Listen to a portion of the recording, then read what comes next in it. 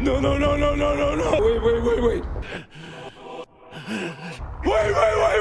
Welcome back to another My Hero Academia anime versus manga comparison video, breaking down season 6, episode 3, titled One's Justice, which happens to be the same title as chapter 264. We will be going over all of the changes made from the manga to anime adaptation. Of course, if you are new to the channel, be sure to subscribe with notifications turned on so that you don't miss a video. And if you want to further support the channel, then please consider becoming a channel member by clicking the join button. To start things off, the episode begins with the police HQ giving us a rundown on what is currently going on. As we see the heroes closing up and destroying the other gates that lead to the hideout to trap the villains inside, the anime doesn't display how far each gate is from the hideout. In the manga, it's shown that both the north and southeast gates are 800 meters away, and the west gate is 1 kilometer away from the villa. The anime also removes the detail of the heroes high-fiving each other after destroying the southeast gate. Switching over to Redestro in the underground sanctuary assembly hall, the anime adds in Redestro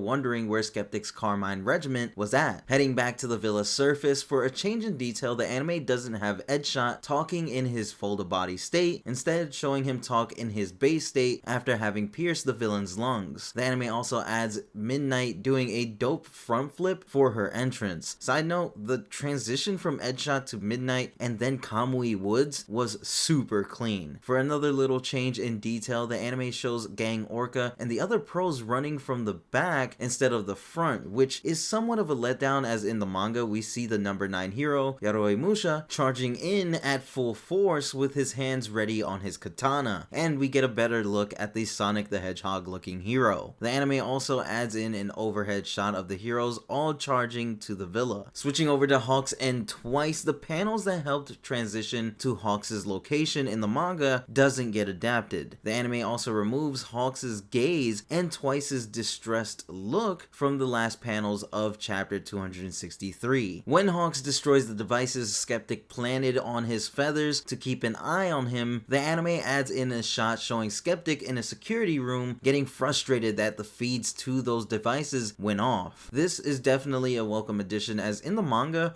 we'd never get an explanation to where Skeptic was at after we see him interact with one of the Brown Regiment's vice commanders. We even get a cool added close-up shot of Hawks' feather sword. The anime also replaces this panel of Hawks standing there menacingly with a shot showing Hawks from the perspective of Twice on the ground. Now the manga does end up showing Hawks from Twice's perspective, just not at this moment in particular. Funny enough, the anime kinda does this in reverse by showing Twice's perspective first and then the regular shots of Hawks after. During Twice's flashback to Gideon recruiting him, the anime cuts out the shot of the mechanic that Twice used to work for. When Hawks tells Twice he was just unlucky, the anime adds in a flashback of Twice talking to a clone of himself under the overpass. As Twice begins to create clones of himself, the anime doesn't adapt the panel showing how much of a burden it was on Hawks that he had to go through with fighting Twice. After seeing Twice's Sad Man's Parade, the anime completely removes Dabi, making his way up to where Twice and Hawks were located at. This to me is quite the letdown, as I was really looking forward to seeing this be animated, but at least Dabi's dialogue from these panels still made it into the anime when he does show up to fight Hawks. Switching over to Tokoyami and Fat Gum, Fat Gum actually calls Tokoyami by his hero name Tsukuyomi, which he doesn't do in the manga. The anime also gives Fat Gum some of Tokoyami's lines when he says that their entrances were outside of Cementos' range. We also get an added shot of the villains who got knocked out by Sun Eater's pineapples, as well as a shot of Tokoyami jumping down the passage's long flight of stairs. As usual, I have to give Bones props for making Tokoyami's Ragnarok look amazing. After Redestro fails to stop Tokoyami's Ragnarok, the anime doesn't adapt the panel showing Redestro's face in shock after being thrown back into the assembly hall. We also get an added shot of Makia just chillin' waiting for orders from Shigaraki. For another removal, we don't get to see Fat Fat Gum punching a random villain while he talks to Tokoyami. The anime even extends the scene of Tokoyami and Fat Gum talking in the passageway before telling Tokoyami to hop in his stomach. Even though the scene was extended, the only real addition here was Fat Gum telling him to hop in his stomach, while the rest of the dialogue was pulled from when Fat Gum is already in taxi mode. Switching back over to Hawks, when Hawks tells Twice to just come with him quietly, the anime doesn't adapt Hawks pulling out this hidden recording device from his jacket. This device was meant to be Hawks' way of helping Twice if he were to come with him. I feel this removal was really disappointing, as in the manga it showed Hawks truly did want to help Twice and that he had an actual plan to go about helping him if he had came with him. After Hawks pins Twice down to the ground during Twice's speech, the anime adds in a ton of new shots, which was much needed because in the manga a good amount of Twice's dialogue was in front of blacked out panels. The anime also removed the scene of the whiteboard that Hawks used to teach Twice, as well as does not adapt the panel showing Hawks' feather impaling the head of the clone that Twice made right before Dabi makes his grand entrance. When Dabi has a good amount of Hawks' feathers burned, the anime adds in dialogue for both Dabi and Hawks, bringing up what Hawks did to Best Jeanist. For some more detail removed, in the shot showing Dabi's flames bursting out of the window, the anime doesn't show the heroes and villains fighting at ground level. For a dope addition to the anime, we get to see how Hawks was able to wrap around to the balcony when Dabi's flames bursted out of the window. Twice's clones yelling "Youch" when Dabi accidentally sets them on fire trying to hit Hawks is also removed. As Twice looks down from the balcony, we get some added shots of us looking up to Twice from below and him clenching Toga's handkerchief. The shot showing the outside of Jakku Hospital is removed here too for an extra shot of Shigaraki. Now here comes the real moment many of us have been dreading, and that's Twice's death. The first big character to die in this arc, as Hawks bursts out from Dabi's flames to stab Twice in the back. I do love how ironic this scene actually is though, as not only does it show Hawks literally stabbing Twice in the back, but he also stabbed him in the back figuratively when he betrayed Twice's trust. It's honestly a really sad moment, but it's also upsetting to me that this scene was just a simple still frame that panels over to Hawks' opacity being raised to look like he's coming out of the flames. It's super disappointing to me at least, but I'm interested in hearing your take on this moment in particular in the comment section below. Regardless, rest in peace, Twice.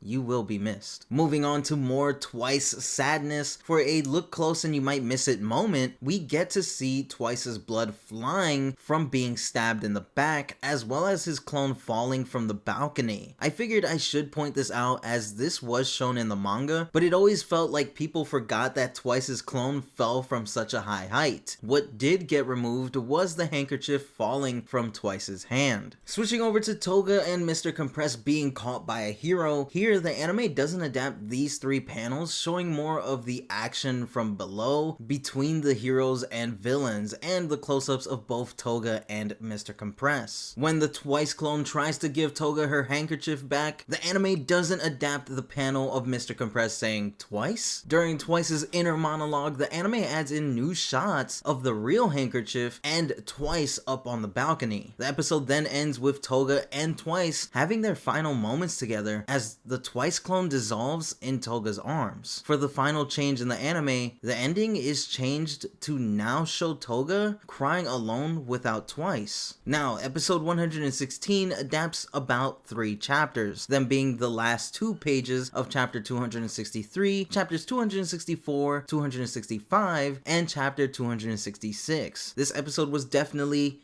a sad one. I loved how the OST and voice acting for this episode was just spot on and really pulls at your heartstrings. To finally be able to hear the raw emotions coming from both Hawks and Twice's voice actors, that being Yuichi Nakamura and Daichi Endo respectively, was able to bring back my emotions from when the chapter first released. Seeing one of the most beloved members of the league die still hits really hard. Bones and everyone who worked on this episode really did deliver an emotional experience. Again, rest in peace, twice. Let me know in the comment section below your thoughts on the changes made in episode 116. Are you going to miss twice? Let me know everything in the comment section below. With that said, thank you for watching another My Hero Academia anime versus manga comparison video. If you enjoyed the video, then be sure to Detroit smash that like button below, and don't forget to share this video with your friends. If you are new to the channel and you want to see more My Hero Academia content, then be sure to subscribe to the channel with notifications turned on to join the Kitoroki Hero Academia to become my hero. All of this really does help the channel out a ton, and it's always appreciated. Remember to stay plus ultra, and I'll see you guys in the next one. Peace.